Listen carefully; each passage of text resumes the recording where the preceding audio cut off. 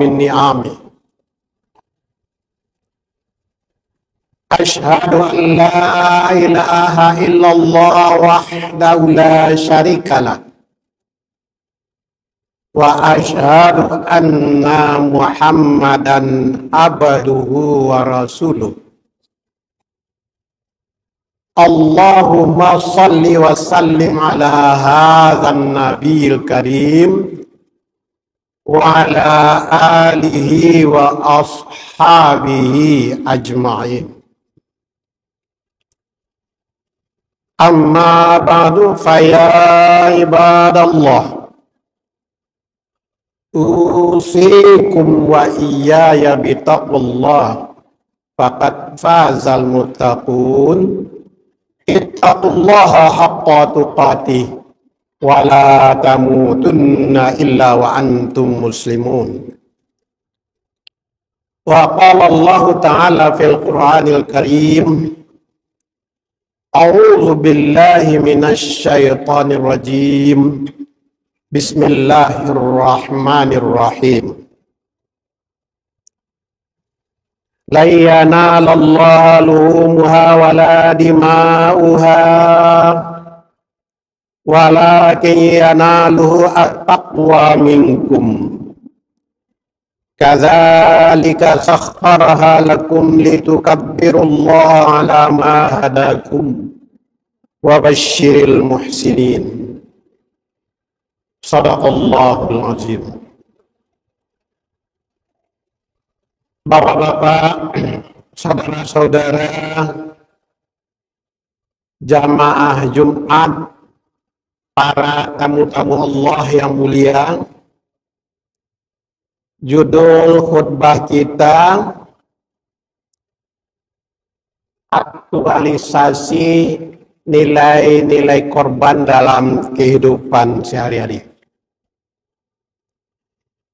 Kita baru saja melaksanakan salat Idul Adha yang kita ikuti dengan penyembelihan hewan korban. Jamaah haji sebagai tamu-tamu Allah di Makkah Al-Mukarramah hari ini yang lebih kurang 2 juta orang sedang khusyuk melaksanakan rangkaian ibadah haji. Insya Allah besok sudah mulai ada yang pulang ke tanah air. Tentu kita mendoakan kepada Allah Subhanahu wa taala semoga jamaah haji diberi oleh Allah kesehatan yang sempurna, kemampuan untuk melaksanakan kegiatan rangkaian ibadah haji dengan baik sehingga mereka bisa mendapat haji yang mabrur dan kembali ke tanah air dengan selamat. Amin ya rabbal alamin. Bagi umat Islam yang tidak dapat berhaji tahun ini, ada salah satu ibadah yang sangat dianjurkan dalam Islam dan memiliki makna dan hikmah yang mulia dalam kehidupan sehari-hari, yaitu berkorban. Kita baru saja melaksanakan ibadah korban, yaitu menyembelih hewan pada hari raya Idul Adha dan hari Tasyrik tanggal 11, 12 dan 13 Hijrah Zulhijjah, karena Allah, untuk mendekatkan diri kepada Allah. Jemaah, berkorban itu telah rutin kita laksanakan, berarti kita telah berulang-ulang kali melaksanakan ibadah korban. Agaknya menarik untuk kita cermati bersama. Jutaan orang berkorban. Puluhan juta hewan korban yang disembelih dan bagi-bagikan dagingnya. Agaknya dapat kita melihat sejauh mana kandungan hikmah dan spirit berkorban diaktualisasikan dalam kehidupan sehari-hari sesudah kita berkorban. Dan bagaimana atau apa pengaruhnya berkorban itu dalam aktivitas kita sehari-hari. Apakah berkorban itu dengan peningkatan hewan korban paralel dengan sikap keikhlasan dan ketakwaan seseorang kepada Allah juga meningkat. Setelah hewan-hewan korban disembelih, dibagikan dagingnya kepada orang lain, hendaknya ada pengaruh yang positif dalam kehidupan sehari-hari. Jamaah, kalau kita lihat ibadah korban itu memiliki makna dan hikmah yang sangat tinggi dalam kehidupan sehari-hari. Korban itu memiliki nilai substantif dan nilai simbolis. Kalau nilai substantifnya tentu barangkali kita tahu semua bahwa berkorban itu adalah bertujuan untuk mendekatkan diri kepada Allah dengan cara mengikuti perintah korban yang pada hakikatnya adalah menjadi orang-orang yang bertakwa. Lihat surah Al-Hajj ayat 37 yang khatib bacakan di awal tadi. La yanalallaha luhumuha wala dima'uha walakin yanaluhu at-taqwa minkum. Sekali-kali tidak sampai kepada Allah itu darah dan daging kurban itu, atau daging dan darah korban itu, tetapi yang sampai kepada Allah adalah ketakwaan kamu, ketaatan kamu mengikuti perintah. Jemaah, jadi berkorban itu bukan hanya sebagai ibadah rutinitas dan formalitas saja, atau bukan hanya sebagai pencitraan dan popularitas. Apalagi kalau berkorban itu sebagai politik. Apalagi kalau berkorban itu hanya untuk mencari nama, mencari muka, mencari pendukung, supaya dia dikatakan orang dermawan, suka membantu orang lain. Tidak ikhlas. Tetapi harus dimaknai sebagai ketaatan dan loyalitasnya kepada Allah. Dan itulah yang memiliki nilai hikmah yang tinggi. Inilah yang dikatakan oleh salah seorang Syekhul Islam, Imam Al-Ghazali, dalam kitabnya Ihya Ulumuddin, yang artinya bahwa mana luhur dari korban itu bukan hanya mendistribusikan daging kepada orang lain, tetapi terdistribusikannya nilai-nilai humanis, nilai-nilai kemanusiaan kepada orang lain. Jemaah, kalau kita mencoba melihat prosesi ibadah korban itu, maka kita dapat pahami antara lain bahwa korban itu ada tadi memiliki nilai simbolis. Sekurang-kurangnya ada 4 nilai simbol daripada ibadah korban itu. Yang pertama, korban itu adalah simbol kepatuhan untuk mengikuti perintah.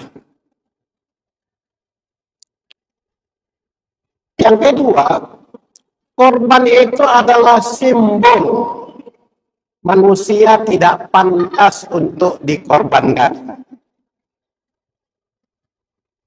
Ketiga, berkorban itu adalah simbol menyembelih sifat-sifat kebinatangan yang ada dalam diri manusia. Keempat, korban itu adalah simbol meningkatkan empati, solidaritas, mau menolong orang lain. Jemaah, kita lihat secara sederhana. Yang pertama, simbol itu adalah kepatuhan mengikuti perintah Allah. Ini dapat kita lihat dan kita baca dari sejarah.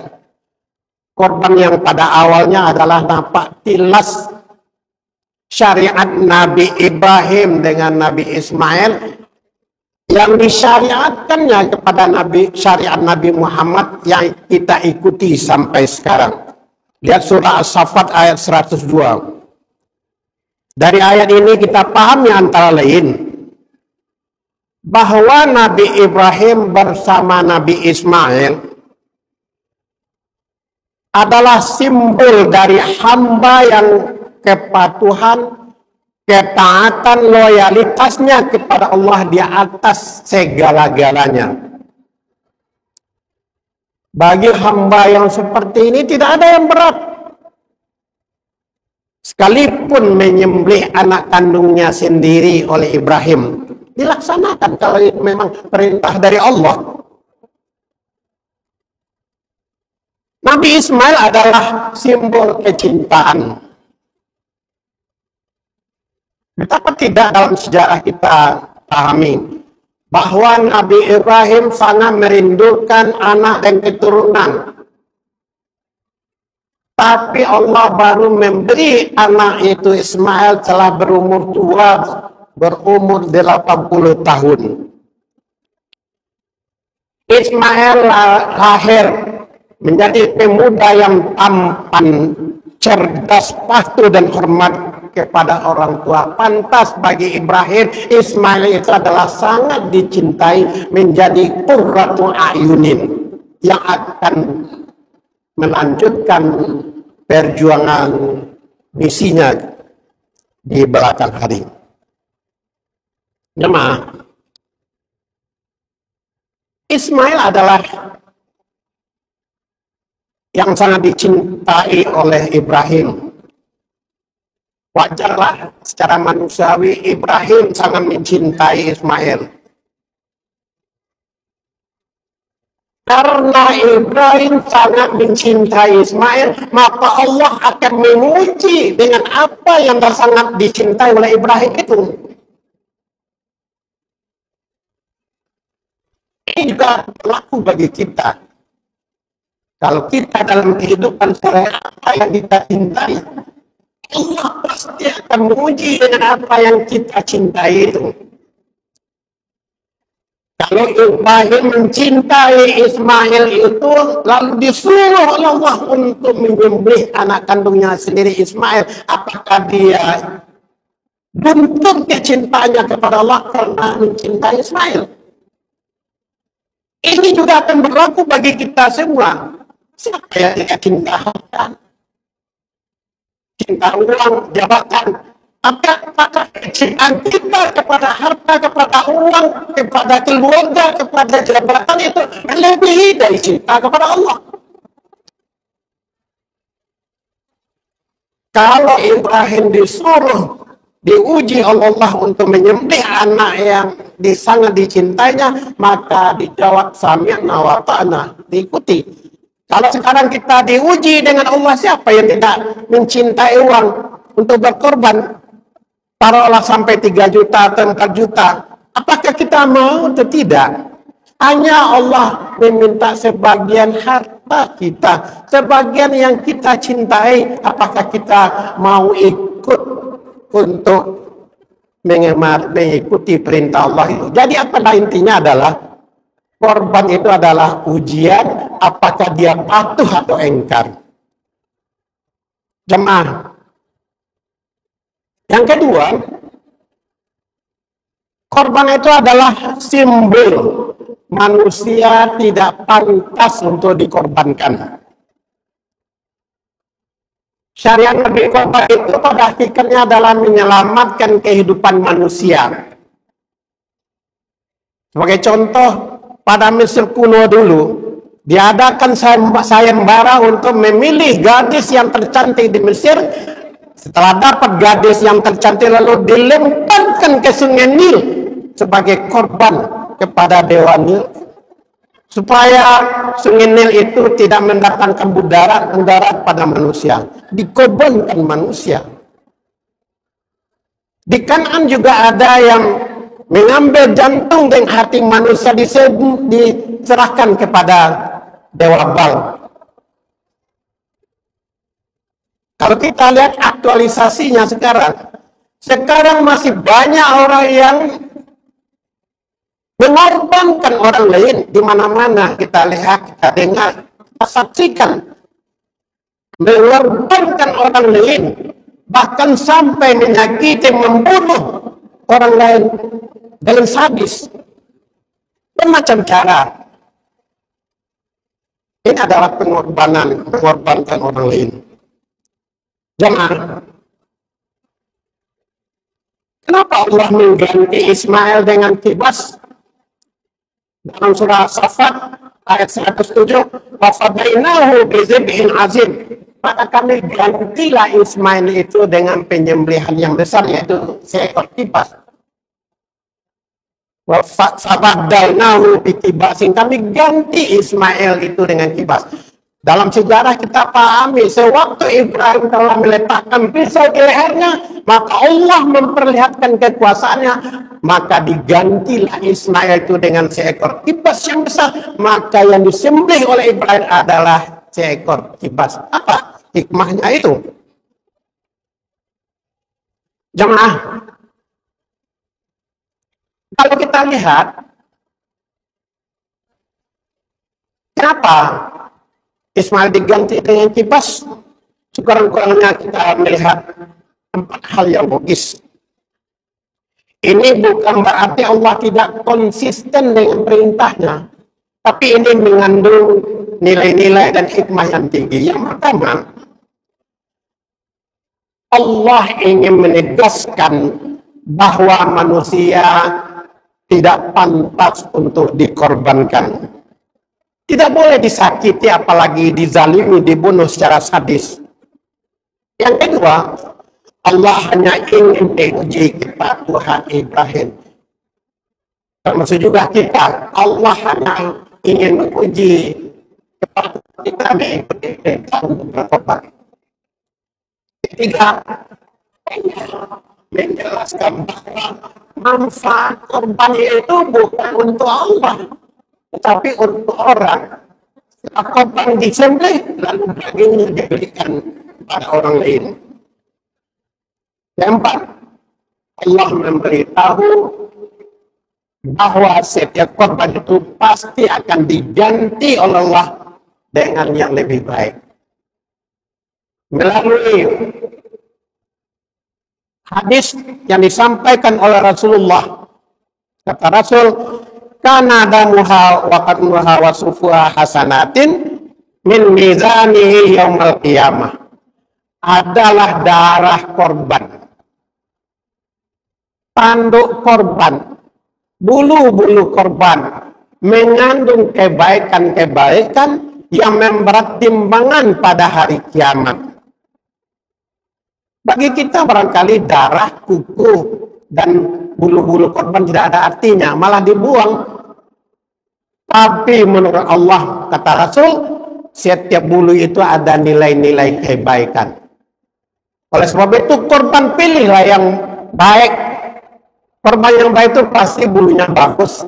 Setiap bulu itu akan dinilai kebaikan oleh Allah Subhanahu wa taala. Jamaah. Ketiga, Korban itu adalah simbol menyembelih sifat-sifat kebinatangan yang ada dalam diri manusia. Tidak ada seorang pun manusia yang mau dikatakan hewan, apalagi binatang. Tetapi manusia memiliki sifat-sifat hewan, sifat-sifat kebinatangan. Seperti dan sadis, mementingkan diri sendiri, egois, kurang rasa malu, dan itu adalah sifat-sifat kebinatangan. Kalau sifat-sifat kebinatangan yang ada di manusia kita hilangkan, maka manusia itu akan menjadi manusia yang lebih buas dari binatang buas. Jemaah. Keempat, korban adalah simbol meningkatkan empati, solidaritas, mau membantu orang lain. Korban itu adalah simbol untuk menghilangkan atau sekurangnya mengurangi penderitaan orang lain. Lihat firman Allah surat Al-Hajj ayat 28. Fa'ulu minha wa at'imul ba'isal faqir. Maka makan olehmu sebagian korban itu dan beri makan olehmu orang-orang yang sengsara, orang yang kurang beruntung dalam hidupnya dan fakir miskin. Jangan. Disinilah letak aktualnya nilai-nilai korban itu. Korban dalam arti luas tidak mesti dengan penyembelihan hewan korban saja, tapi dapat dilakukan berupa apa saja untuk menghilangkan penderitaan orang lain. Inilah yang barangkali yang perlu kita tumbuhkan semangat berkorban dalam diri kita sesuai dengan posisi dan kemampuan kita masing-masing. Makanya tentu barangkali orang kaya biar berkorban membantu orang miskin, bukan mengorbankan orang miskin. Orang berilmu berkorban mencerdaskan orang lain, bukan membodohi orang lain. Orang berkuasa tentu barangkali berkorban demi orang menyiksa rakyat. Jemaah, siapa yang tidak mau berkorban, maka dia akan menjadi korban. Siapa yang tidak mau berkorban, pasti dia akan menjadi korban. Orang tua yang tidak mau berkorban untuk anak dan keluarganya, inilah pada satu saat di hari tua nanti dia akan menjadi korban di hari tuanya. Anak yang tidak mau berkorban untuk orang tuanya, ingatlah, pasti ya dia akan menjadi korban, hidup tidak mendapatkan kebaikan, hidup sengsara dunia dan akhirat. Pemimpin yang tidak mau berkorban untuk rakyatnya, bahkan mengorbankan rakyatnya, ingatlah, maka satu saat dia akan menjadi korban rakyatnya. Yang intinya adalah kita perlu memiliki semangat berkorban untuk membantu orang lain. Itulah barangkali aktualisasinya nilai korban. Mudah-mudahan ada manfaatnya bagi kita semua. Fa'tabiru ya ulil absar la'alakum turhamun.